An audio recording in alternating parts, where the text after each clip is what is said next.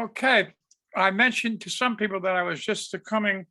I was doing 60 miles an hour to get here from a funeral, and it was a fellow who I'm going to read two poems, one a personal, one about him, and then one about our society. Steve. Steve was a friend, an antagonist, a roommate, a classmate for 10 plus years. 2 years at Good Shepherd Grammar School, 3 years at Cardinal Fowler Military Academy, 4 years I went to college, a cup of coffee, mine at Fordham Law School. Both raised by strong women after the death of parents, him by an aunt after the death of both, me by a mother after the death of my father. He was big and imposing. I was short with a big mouth. The only things we have in common at military school with the neighborhood of our origin, the fact that we were not affluent in a student body of affluence, but it was enough to build a bond.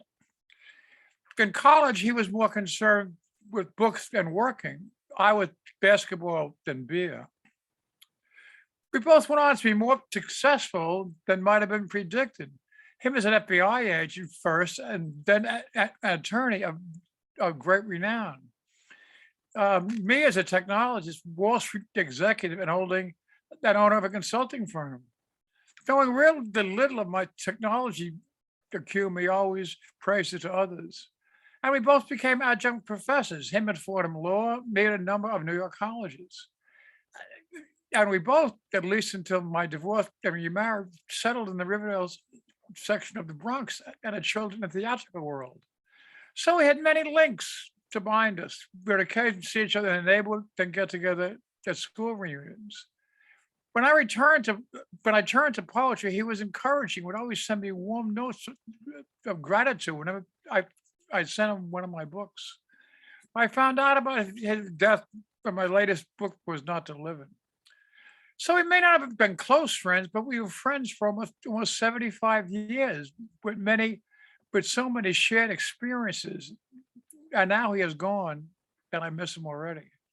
It did not seem possible that the sick, robust man would ever leave this world before me. But life does not have logic. And then I have a poem. It's not a new poem, but it's in a new publication called the New Croton Review. And it has to deal with the way we are now and the way we used to be. Cordially. I have notes someplace from the great intellectual conservative columnist, William F. Buckley Jr. He signed them all cordially. I understand that this was not just for me, he did it with everyone. It was a more polite time. John Kennedy and Ronald Reagan made fun of themselves. Kennedy and Goldwater planned to travel together to debate. Reagan and Tip drank together. McCain defended Obama's patriotism.